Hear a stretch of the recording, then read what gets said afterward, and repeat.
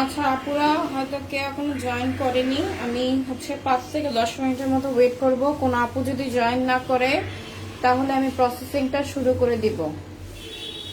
এটা হচ্ছে বিরিয়ানি যে মাংস কষানোটা সেটা হচ্ছে আমি দেখিয়ে দিব চুলায়। এখন আমি প্রথমে একটা কড়াই নিয়ে নিয়েছি।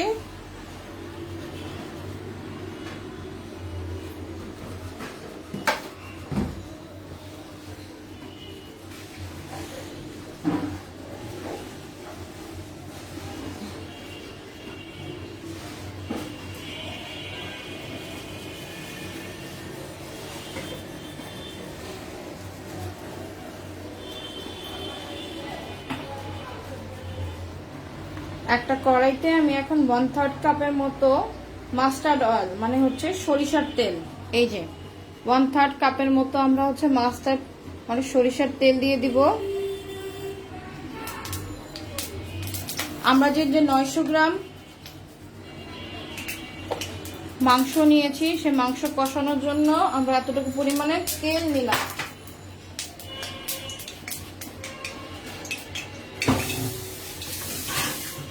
তেলে এখন আমরা হচ্ছে গোটা মশলাগুলো আগে দিয়ে দিব। দারচিনি, 3টা এলাচ আর দুটো তেজপাতা।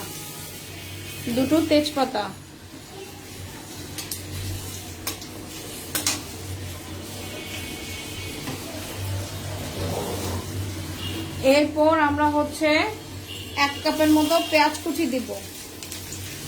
1 কাপের মতো পেঁয়াজ কুচি দিব। আমি প্রথমে 1/2 কাপ দিলাম, এই যে আর 1/2 কাপ দিয়ে দিলাম। মোট 1 কাপের মতো আমরা পেঁয়াজ কুচি দিয়ে নেব।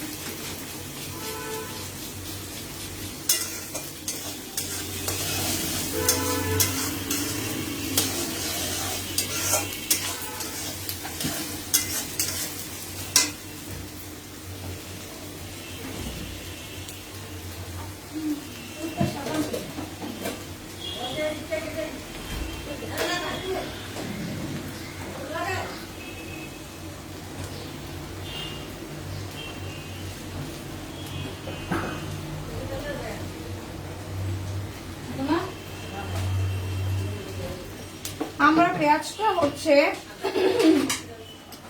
লাল লাল করে ভেজে নেব। পেঁয়াজটা হচ্ছে আমরা লাল লাল করে ভেজে নেব, মানে একটু বেরেস্তার মতো করে ভেজে নেব।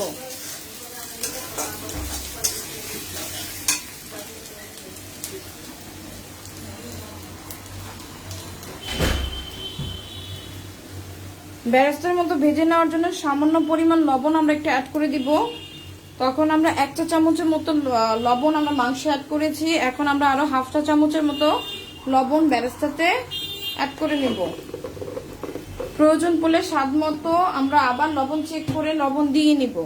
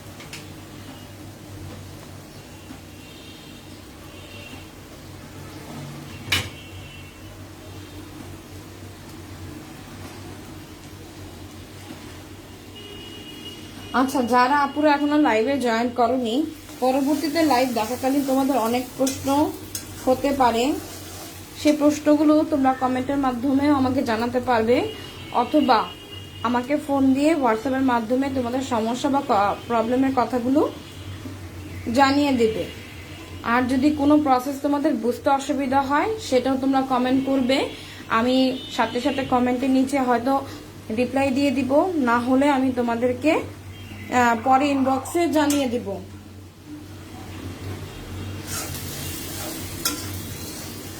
আচ্ছা, পেঁয়াজটা আমরা হচ্ছে এরকম একটু গোল্ডেন কালারের মতো ভেজে নিব। পেঁয়াজটা আমরা একটু গোল্ডেন কালারের মতো ভেজে নিব, তারপরে হচ্ছে আমরা আদা বাটা এবং রসুন বাটাটা অ্যাড করব।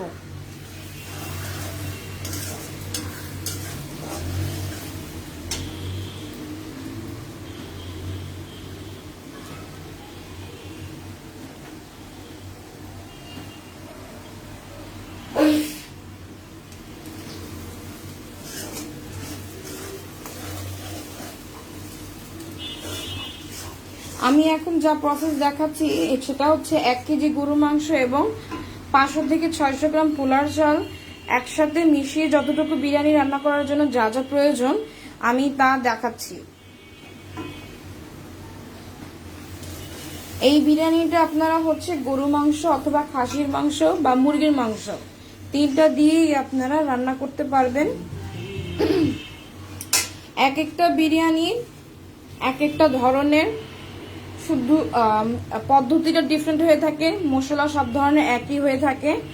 পদ্ধতির উপর ডিপেন্ড করে বিরিয়ানিটা কোনটা হবে। অনেকে হচ্ছে ভাপে বিরিয়ানি করে, অনেকে হচ্ছে মশলাটা হচ্ছে ম্যারিনেট করে শুধু তেলের উপরে ছেড়ে দেয়, অনেকে মশলাটা কষিয়ে তারপরে হচ্ছে মশলাটা মাংসগুলো দেয়।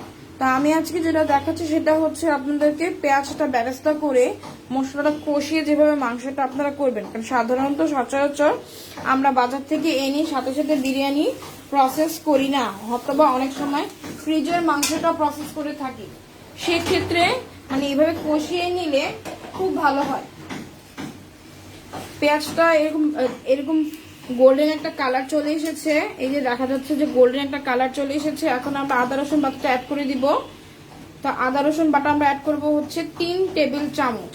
যেহেতু আমার আদা রসুন বাটা দুটো একসাথে করা, এজন্য আমি একসাথে 3 টেবিল চামচ দিয়ে দিব। যদি কারো আদা বা রসুন বাটা আলাদা আলাদা হয়ে থাকে তাহলে রসুন বাটা আধা 1.5 চামচ এবং আদা বাটা 1.5 চামচের মতো ব্যবহার করবেন।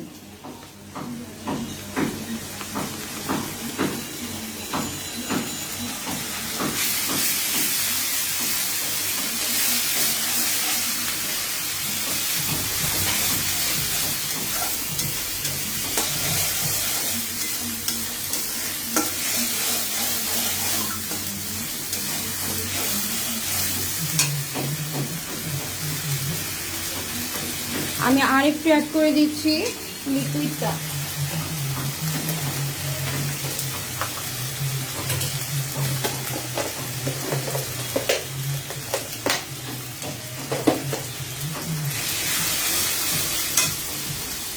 এক্ষেত্রে চুলার ফ্লেমটা একটু কমিয়ে লো ফ্লেমে আমি মশলাটা কিছুক্ষণ কষিয়ে নিব।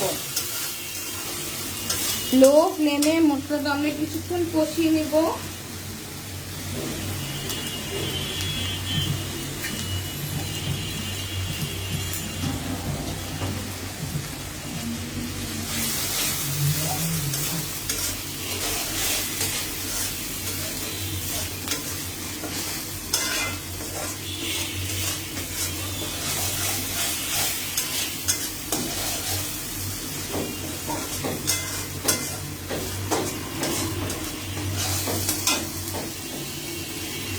মশলাটা কষানোর জন্য আমরা সামান্য পরিমাণে পানি অ্যাড করে দিচ্ছি, সামান্য পরিমাণে, বেশি পানি অ্যাড করব না, সামান্য পরিমাণে পানি আমরা অ্যাড করে নিচ্ছি।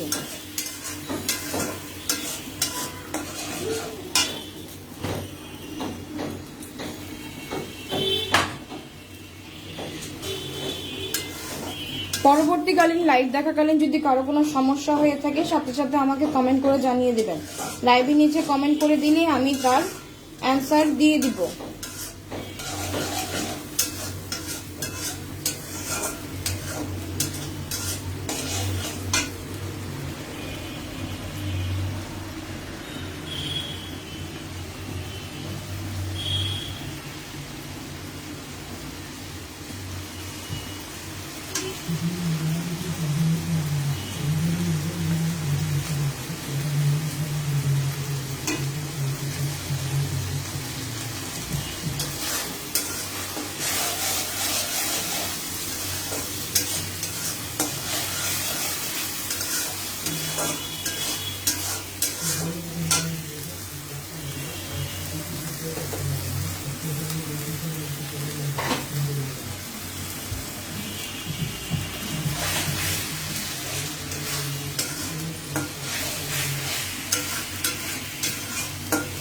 এই যে মশলাটা কষানো হয়ে গেছে, এখন আমি এটাতে মেরিনেট করা যে মাংস মেরিনেট করে রেখেছিলাম সেই মেরিনেট করা মাংসটা আমি এখন এটাতে দিয়ে দিচ্ছি।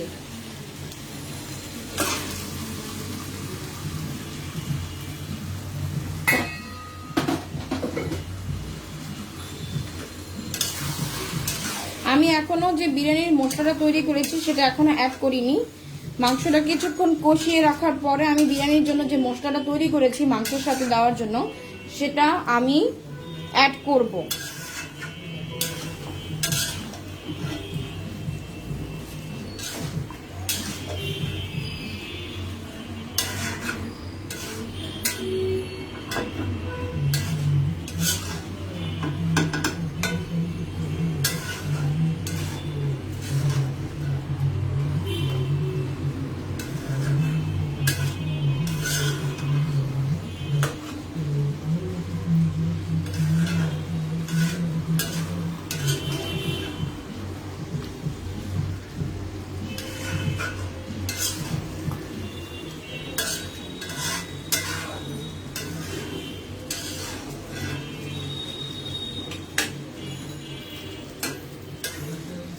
মাংসটা দিয়ে মেখে নিলাম।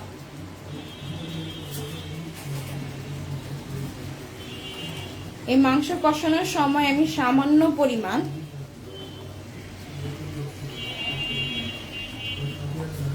টেস্টিং সল্ট অ্যাড করব। টেস্টিং সল্ট অ্যাড করলে মাংসের যে টেস্টটা সেটা দ্বিগুণ হয়ে যায়। এই যে সামান্য পরিমাণ আমি একটু হাফ পিঞ্চ বা 1 পিঞ্চের মতো আমরা টেস্টিং সল্ট অ্যাড করে নেব।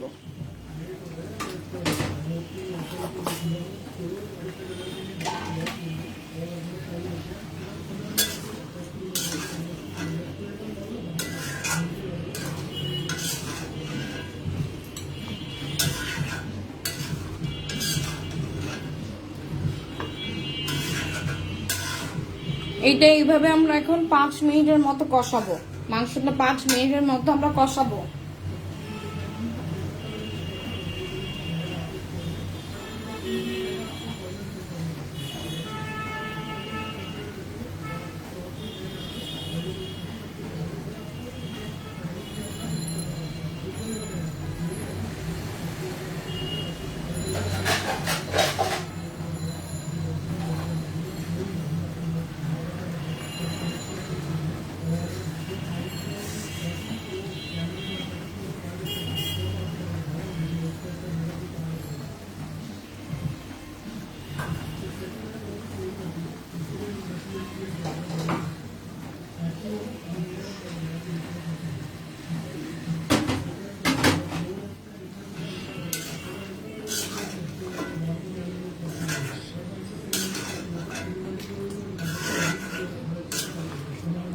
যখন খাসি দিয়ে করবেন এই ইয়াটা তখন হচ্ছে আপনি সেম প্রসেসটাই ফলো করবেন। যখন মুরগি দিয়ে করবেন তখন প্রসেসটা একটু ডিফারেন্ট হবে।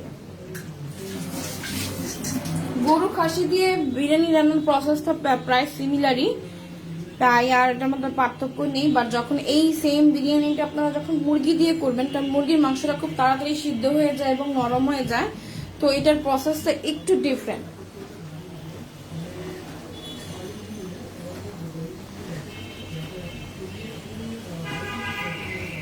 কেউ যদি মুরগি দিয়ে কিভাবে বিরিয়ানি রান্না করা হয় সেটা যদি জানতে চান তাহলে অবশ্যই আমাকে কমেন্ট করে জানাবেন, আমি পরে তাদেরকে বলে দিব, অথবা ফোন দিয়ে জেনে নেবেন। বাট বিরিয়ানি রান্নার জন্য খাসি এবং গরুর মাংসের প্রসেসটা প্রায় সিমিলারই। আচ্ছা, আমাদের কিছুক্ষণের মধ্যে কষানো হয়ে গেছে। এখন আমরা যে বিরিয়ানির জন্য যে মশলা তৈরি করেছি ওটার 70 to 80% মশলা আমরা হচ্ছে এখানে ব্যবহার করে ফেলবো। 70 to 80% মশলা আমরা এখানে ব্যবহার করে ফেলবো। এই যে আমি এখানে 1 টেবিল চামচ দিলাম।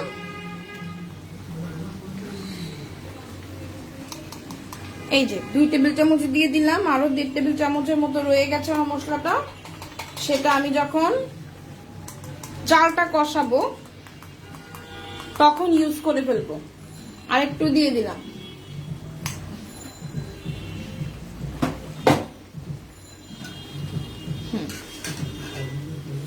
যেহেতু এখানে আমরা জয়ফলের গোটা ইউজ করেছি, জয়ফলের গোটা যদি আমরা সাথে সাথে বিরিয়ানির মশলা যখন ব্যবহার করেছি তখন দিয়ে দিতাম, তখন দেখা যেত যে মাংসটা সিদ্ধ হতে অথবা কষতে কিছুক্ষণ সময় নিত।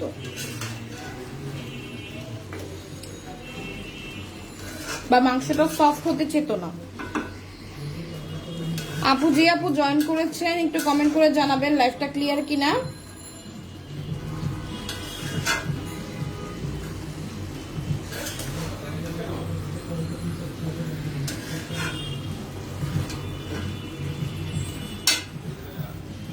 এখন মশলাটা দিয়ে আমি কষিয়ে নিলাম। বিরিয়ানির মাংসের মশলাটা যেটা তৈরি করেছি সেটা দিয়ে আমি এই যে মাংসটা কষিয়ে নিচ্ছি।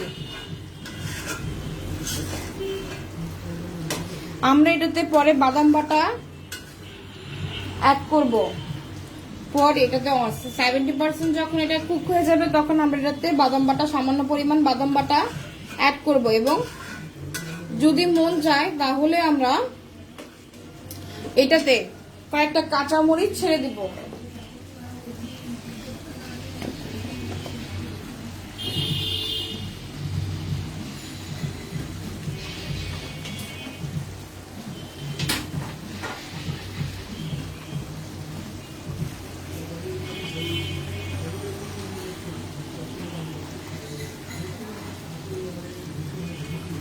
এক চা চামচ পরিমাণ আমরা মরিচের গুঁড়া ব্যবহার করে নিলাম।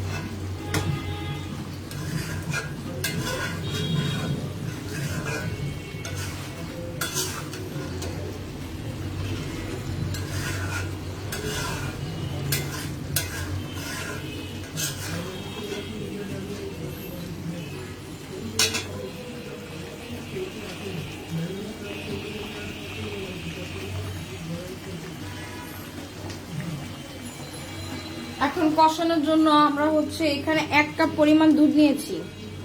1 কাপ পরিমাণে দুধ নিয়েছি, লিকুইড দুধ নিয়েছি। কারো কাছে যদি লিকুইড দুধ অ্যাভেলেবেল না থাকে তাহলে আপনারা পাউডার দুধটি গুলিয়ে 1 কাপ দুধের জন্য 2 টেবিল চামচ পাউডার দুধ একটু নরমাল পানিতে গুলিয়ে সেটা ব্যবহার করতে পারবেন।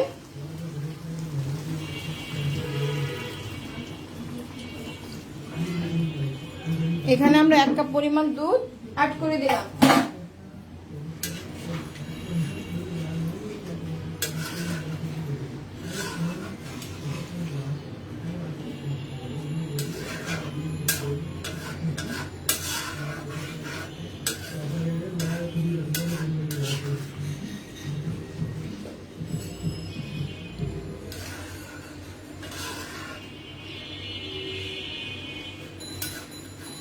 আচ্ছা, আবারও বলছি, যেসব আপুরা ভিডিও লাইভ ক্লাসে জয়েন করতে পারেননি সেসব আপুদের জন্য বলছি, কোনো প্রসেস যদি আপনাদের বুঝতে অসুবিধা হয় আপনারা কমেন্ট করবেন অথবা হোয়াটসঅ্যাপে আমার সাথে যোগাযোগ করবেন অথবা প্রয়োজন পড়লে সরাসরি ফোন দিবেন।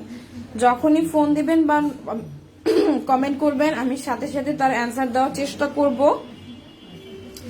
যদি তখন না পারি অবশ্যই পরে আমি আপনাদের প্রশ্নের উত্তর দিয়ে দিব।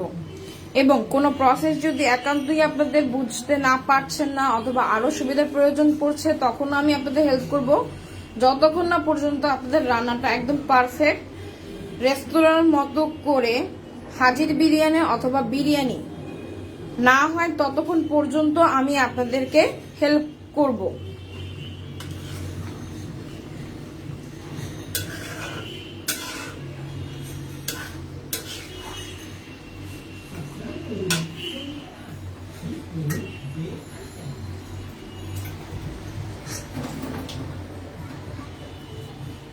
এটাতে মাংসটা কষানোর জন্য আমরা আরো 1/3 কাপের মতো পানি দিয়ে দিচ্ছি।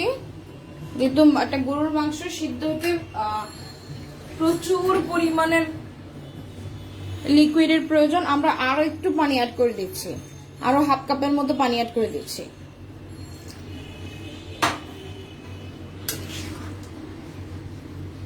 এই এখন এইভাবেই আমরা ঢেকে মাংসটা ঢেকে আমরা এটাকে 40 থেকে 45 মিনিটের মতো লো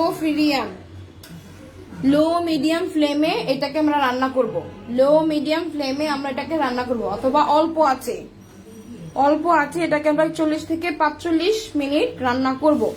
আর যাতে লেগে না যায় আমরা হয়তো 10 থেকে 15 মিনিট পর পর মাংসটা চেক করব এবং নিচের থেকে নাড়া দিয়ে দিয়ে ঠিক এইভাবে নিচের থেকে নাড়া দিয়ে দিয়ে চেক করে নিব যে নিচে থেকে মাংসটা যাতে লেগে না যায়।